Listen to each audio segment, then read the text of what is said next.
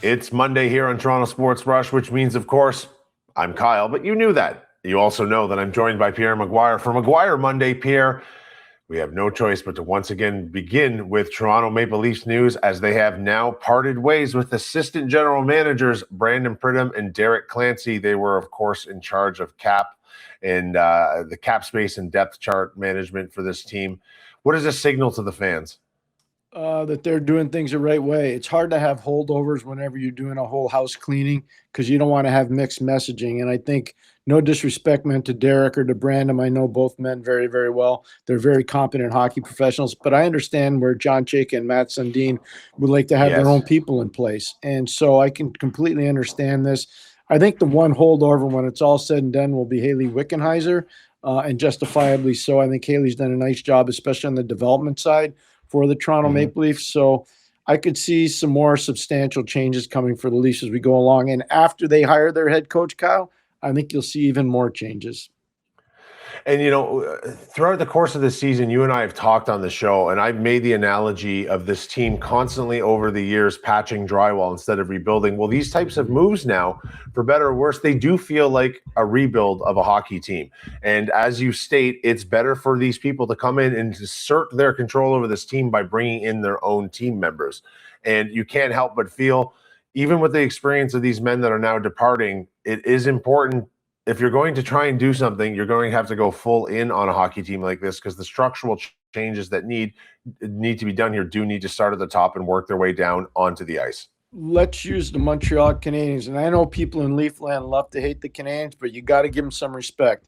When Jeff Molson, who's the owner of the team in Montreal, decided, you know what, we're going away from Mark Bergevin. We're going away from the traditional model. I'm actually going to have a president of hockey operations. We're actually going to have a general manager that reports to the president of hockey operations, who reports to me. We're going to hire a newfangled head coach that has no NHL coaching experience before, even though he's been an NHL all-star. He's been a Stanley Cup winner. He's in the Hockey Hall of Fame. We're talking about Marty St. Louis.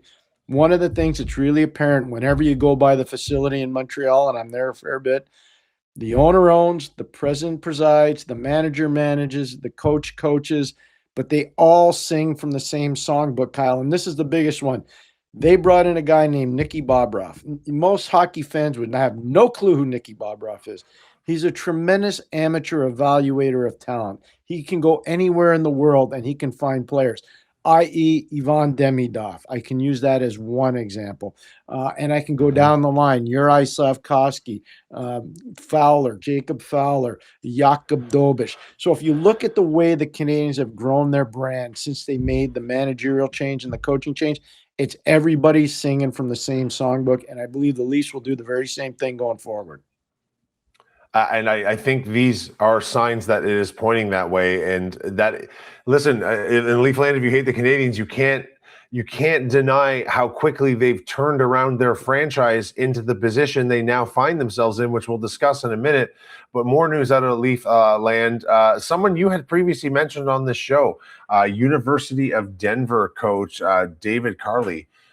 He, the winner of 3 straight NCAA titles, the coach of the World Junior U.S. team in 2024, 2025, he's in the mix for this coaching job. He's 36 years old, and talk about what he would bring to the table. Of course, we're in the speculative stage of this, of course. They're not finalizing names, but his name's an interesting one, isn't it? It sure is. And David Carle should be on the top of everybody's list. He actually got offered the job in Chicago last year before Jeff Blashill got it. And I know they backed up a Brinks truck out there in Denver to try to get him to go to Chicago. There's a huge infrastructure of former players, starting with the late Keith Magnuson, who was a DU alum, who obviously played for the Chicago Blackhawks. And I can chapter and verse it to death if you want. But the truth of the matter is they tried everything to get David Carle to leave Denver and go to Chicago. He wouldn't do it. He's got a young family. He's very comfortable in his environment right now. They gave him a long-term contract. I do believe he'd think about the Toronto Maple Leafs, so it's a different kind of a situation. And the biggest thing about Toronto is when you get hired by an established brand new management team, like we said before, there's no mixed messaging. They'll know exactly where they stand with him, and he'll know exactly where he stands with them. I think he'll be one of the top candidates, if not the top candidate. I've been saying that for a while. I'm going to stick with it. But we'll see whether it works out or not. David may choose not to leave the University of Denver. Yeah, and I can already hear the feedback. I, of course, called him David Carle because I don't know if you heard, Pierre, the housekeeper in this hotel just came in. Her name's Carly. She's lovely. She doesn't know a lot about Toronto sports. So we're going to press on talking about David Carle. And for the Leafs, this would be something of an unexpected, like you almost can sense the fan base wanting the guy with the experience and 3 cup rings and all of this stuff. But maybe it is time to step outside of the box here, try something different. A young guy with a proven, though non-NHL track record, but a proven resume of success in winning and performing at a high level, even though he has not performed at the highest level. He's got way more of a track record than Marty St. Louis had when he went to the Montreal Canadiens. I can tell you that. Marty St. Louis' claim to fame was coaching in the Brick Tournament, which is a youth event out in Edmonton, and the Quebec Pee Wee Tournament for the Mid-Fairfield Rangers. Trust me, I know, because my kid played in the same programs as his children did, so I know exactly. Look, I understand people want it to be fast-tracked, and they want the rebuild the last 2 days, and then they're going to be Stanley Cup contenders. That's not going to happen. But the truth is, let's just say it's David Carle. Let's just say it is. You're giving yourself a 5-year runway to develop players. And if you look at the way the Leafs have been going about their business, they've got a lot of guys they've got to develop. And he's a real good developer of talent, So does he know how to win? He sure does. Does he know how to win at the highest level below the National Hockey League? He absolutely does. World Junior speaks to that. NCAA championships speak to that. And he's done it with probably not the best players, but he's done it by making players better. And I think that's one of his real strengths as a coach. Yeah, I agree with that completely, Pierre. And you did mention Marty St. Louis, who is, of course, we'll do this quick transition here, a Game 7 on the verge of the Eastern Conference Finals. You know, I would suggest that both of these teams are in a very similar spot right now, and that had you said 2 years ago that they would be at this game right now in the second round of the NHL playoffs in what has been a wild back-and-forth series, very hard to predict what happens tonight. But both of these teams are looking to break through to the next level ahead of schedule. No question about it, Kyle. And I think the biggest thing for Montreal is they went down to Tampa. They won a Game 7 in Tampa in the first round. They won 3 games out of 4 they won in the first round in Tampa, which is huge for them. So they've got some street cred, and they also have some experience facing this kind of situation. It will not be easy, obviously, in Buffalo. For the Buffalo Sabres, not a ton of playoff experience in that team. But, man, oh, man, you talk about key players elevating at the right time. Yeah. You look at Tage Thompson in Game 6, a goal and 3 assists, 4 points. You look at Rasmus Dahlin. He had a goal and 4 assists in that game. He played less than 20 minutes because it was such a blowout at 8-3. They were able to rest him and get him ready for a Game 7, which obviously will take place Monday night in Buffalo. So I think the biggest question will be, can Jakub Dobeš, the goalie from Montreal, bounce back after a real bad Game 6? And can Ukko-Pekka Luukkonen deliver the goods like he did for most of Game 6 when obviously his team fell behind 3-1? He came in cold and really stood on his head to kind of break the Canadian spirit. If he can do that, then I think Buffalo's got a legitimate chance to win. But if he can't, and you don't see Dahlin and Thompson playing at the same level, then I think the Canadiens can go in there and steal a Game 7 just like they did against Tampa. Yeah, and it was very Montreal Game 7 in that Jakub Dobeš did steal that Game 7. He was the star player on the team that night, and hopefully he can rebound. You know, Pierre, the series is so interesting compared to the Tampa series because the Tampa series, every game was so close. Yet this series has both shown road blowout wins for the road team. There's no clear favorite going into this series for very different reasons. Going into Game 7 of the series for very different reasons than the first round Tampa-Montreal series. Do you have any sort of a lean here? I mean, a home ice advantage just doesn't mean what it used to in the playoffs. How much will the crowd in Buffalo come into play? Because this is their first second round Game 7 in a very, very long time. I'm going to use the Anaheim-Vegas series as kind of a measuring stick for this one. Vegas had so much experience. Now, it wasn't a Game 7. I will cede you that. Vegas had much more playoff experience than what you had on Anaheim. And I remember talking about the Anaheim series on numerous networks and saying, if Anaheim doesn't score first on home ice, it's going to kind of defeat their crowd. And that's exactly what happened. You look at the Mitchell Marner goal to open the game and then 2 more quick ones to make it 3-0. And all of a sudden, Anaheim's chasing the game. The crowd's out of it. They don't have a lot of chemistry. They're continually chasing. They have to open up and get out of their game plan.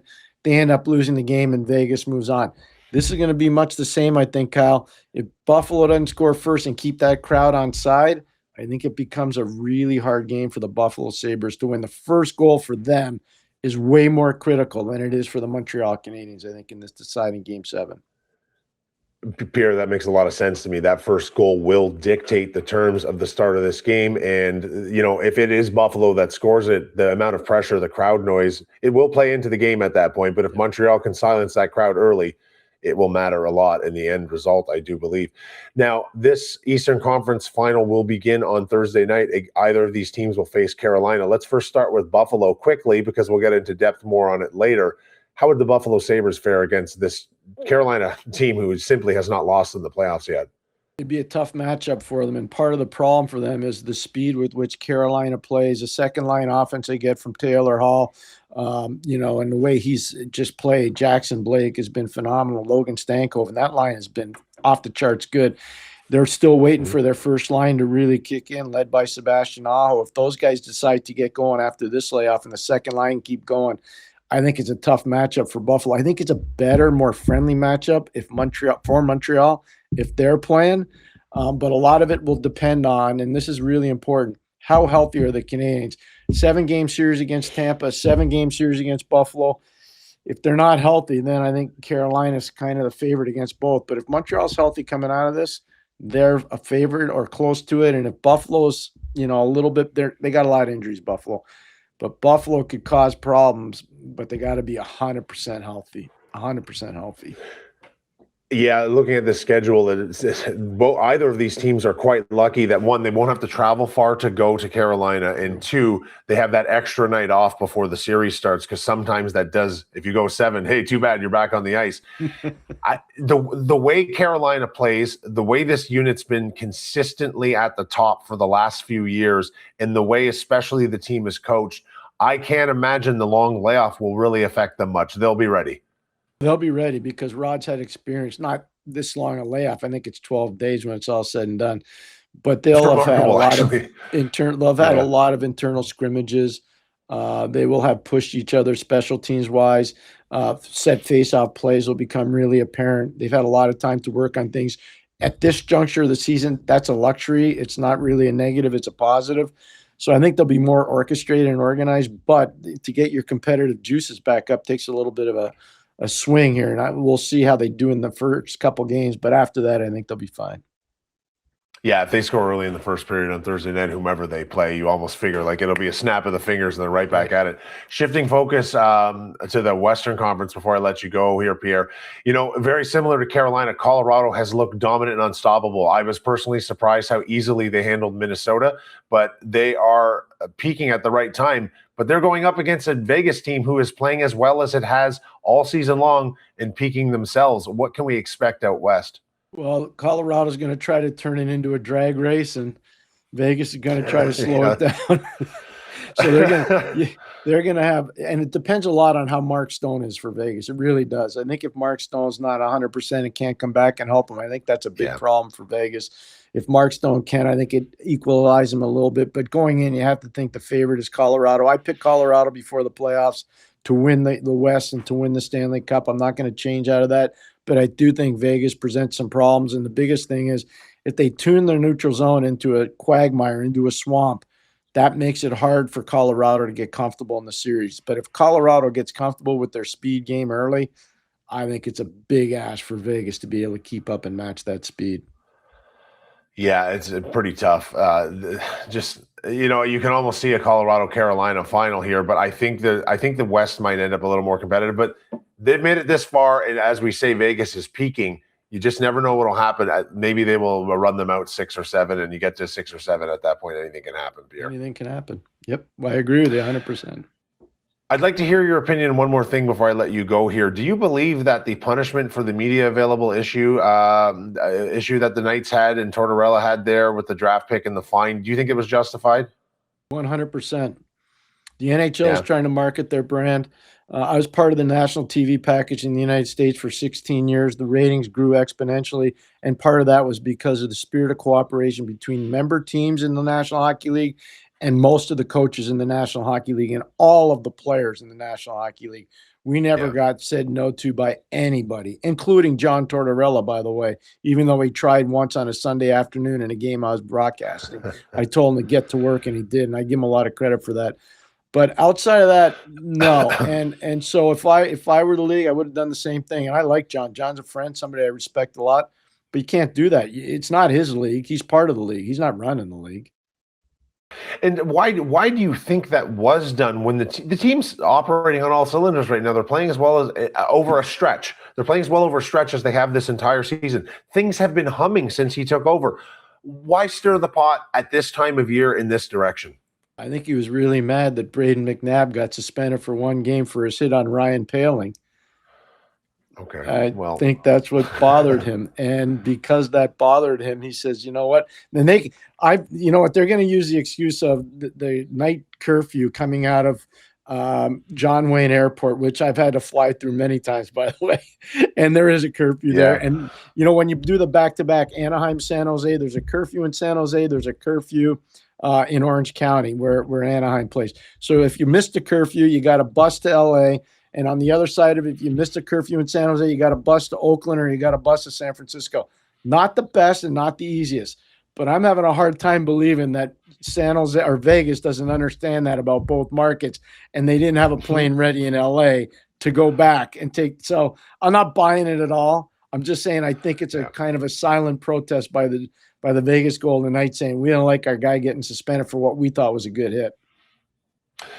Yeah, you know, I'll give Torts one thing.